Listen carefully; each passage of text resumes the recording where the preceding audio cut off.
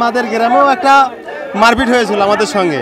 এমনিতে আমার কেস আছে 49টার পরে ফের 4টে কেস খেয়েছি। কেসটা এখন মারার থেকে মার না খেয়ে যখন কেস খেয়েছি কোনো হয়নি, এখন মেরে কেস খেয়ে আনন্দ হচ্ছে। এই আনন্দ এই খিচুড়ি হয়ে গেছে, সেই খুশিতে গ্রামবাসীরা সবাই খুশি।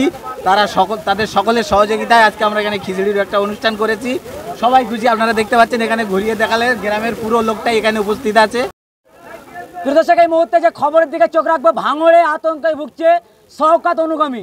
জানেন, এই আইএসএফের অঞ্চল সভাপতিকে মারধর করা হয়েছে। যখনই পাল্টা অ্যাকশন নেওয়া হয় সেই শাসক দলের টিএমসি নেতাদের বিরুদ্ধে, তখনই এলাকা ছাড়তে বাধ্য এই শওকত অনুগামীদের কর্মীরা।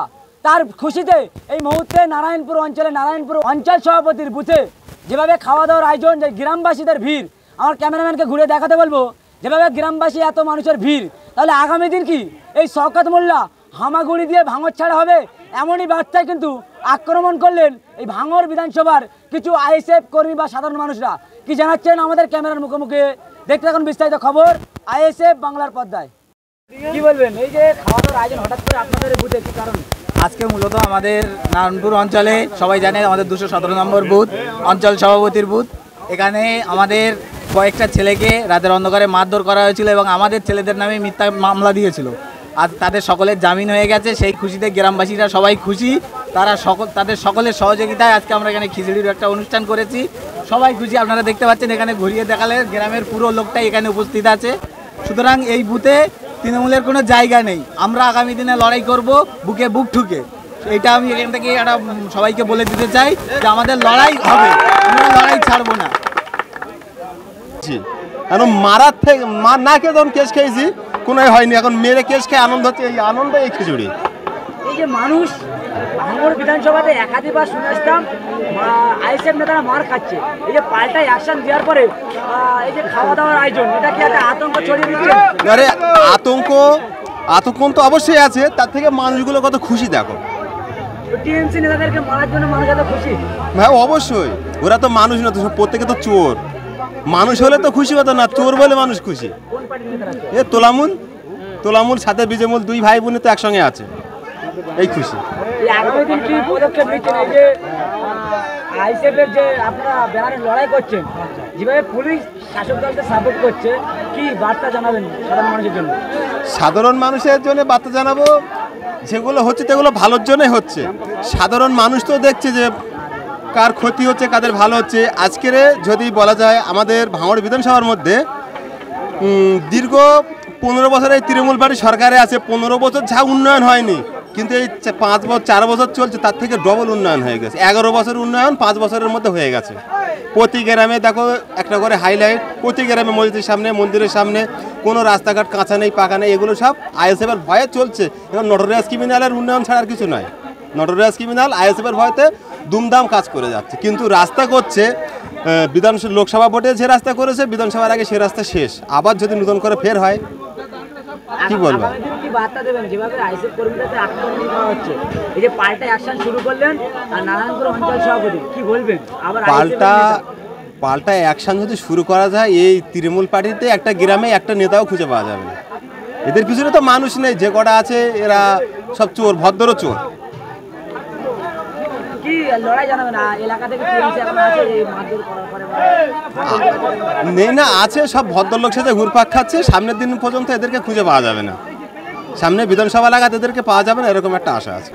বিষয়টা অ্যাকচুয়ালি আমরা এখানে মারপিট করেছে, হাইবুল্লাহকে মেরেছে, হাইবুল্লাহও মেরেছিল। তো মারার পরে আমি ছিলাম না, কিছু আমাদেরও ছেলে ছিল, তারা কেউ ছিল না, কেস করেছে আমাদের নামে, কেস করেছে। আমরা জামিন দিয়ে এসেছি কালকে, জামিন দেওয়ার পরে আজকে এখানে একটা খাওয়া দাওয়ার আয়োজন করেছি। আগামী দিন তাহলে কি লড়াই জারি থাকবে? যে এবারে যারা শাসক দল হিট করে আইএসএফরা পাটকে ছোড়ার জন্য অবশ্যই লড়াই জারি থাকবে। লড়াই একদম ফুল দমে হবে, বুক চিতিয়ে লড়াই হবে। কোনো এক বিন্দু পায়ের তলা থেকে মাটি আমরা সরাতে দেবো না, ওদের পায়ের তলার মাটি রাখবো না। অবশ্যই আতঙ্কে ভুগছে। ভাঙড়ে যেভাবে একটা নটোরিয়াস ক্রিমিনালের যেভাবে আমাদের ভাঙড় বিধানসভার মহিলা যেভাবে উত্তর দিচ্ছে তার কথা বিপক্ষে, সেটা নটরিয়াস ক্রিমিনাল ভয় পাচ্ছে। ওর রাতের ঘুম হারাম হয়ে গেছে, ও ঘুমির ঘরেও ভাঙড় করে স্বপ্ন দেখে, ক্যানিংয়ে শুয়ে নারায়ণপুর অঞ্চল সভাপতি বুথে যেভাবে শাসক দলরা আক্রমণ করেছিল, পাল্টা অ্যাকশন দেওয়ার পরে এলাকাতে টিএমসি ছাড়া এবং সেই খুশিতে খাওয়া দাওয়ার আয়োজন, কি বলবেন? তাহলে কি এবারে এরকম যদি ইটের বদলে পাটকেল ছোড়া হয় তাহলে এলাকা ছাড়া হবে? না, আমরা কোনোদিন নওশাদ সিদ্দিকী শেখাইনি মারির বদলে মার। আমরা সবসময় নওশাদ সিদ্দিকীর কথা আদর্শ মেনে চলি। কেউ যদি আমাদের উপরে আক্রমণ করতে আসে তা আমরা ছেড়ে কথা বলবো না, আমরা তার উত্তরটা দেবো। লড়াই জারি থাকবে? লড়াই তো অবশ্যই ভাঙড় বিধানসভায় জারি থাকবে। এই যে আপনারা হুঙ্কার দিচ্ছেন, এই এলাকাতে একটা এলাকাতে সব ইটের বদলে পাটকেল কি হলো, এলাকাতে টিএমসি এলাকা ছাড়া এখনো কোনো শওকত মোল্লা এখানে আসছে না, ভয়ে কি বলছেন? কি আসছে কি আসছে না ওটা আমাদের দেখার দরকার নেই। আমাদের কর্মীদের নিয়ে আমরা একটু আনন্দ করে খাবো। যেভাবে আমাদের ওয়াকফ বিলের বিরুদ্ধে, তারপর যে এসআইআর নামে যে আমাদের কেন্দ্র সরকার কালো আইন পাস করেছে তার বিরুদ্ধে আমাদের কলকাতায় আমাদের প্রতিবাদ সভা ছিল বা ধর্ণা মঞ্চ ছিল। সেই ধর্ণা মঞ্চে আমরা সবাই গেছিলাম। আমাদের নারায়ণপুর অঞ্চল থেকে দুজনা অ্যারেস্ট করছিল নওশাদ সিদ্দিকীর সাথে। তার বিরুদ্ধে আমাদের এটা এই নারায়ণপুর অঞ্চলে মলিমাকন্দি গ্রামে আমাদের হাবিবুল্লাহ ভার বুথে আনন্দ করে সবাই মিলে খুশিয়ে খিচুড়ি খাওয়া হবে। ভয়ে এলাকা ছাড়া টিএমসি নেতারা, সেই কারণে খুশিতে নাকি খাওয়া দাওয়ার আয়োজন, কি বলবেন?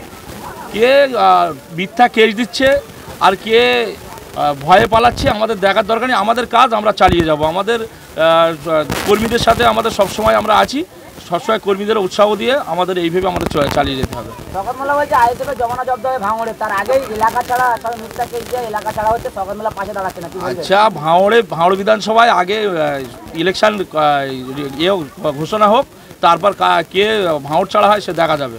আমরা ভাঙড়ের ছেলে, আমরা ভাঙড় ছাড়া কোথায় যাব? সেই ক্যানিং ইচ্ছে ক্যানিংই পালাবে। এমনি ক্যানিংয়ে যখন 2021 সালে ভোট হয়েছিল, ক্যানিংয়ে রাস্তায় বসেছিল। ওর এবারেও রাস্তায় এবার হামাগুড়িতে বাড়ি যেতে হবে।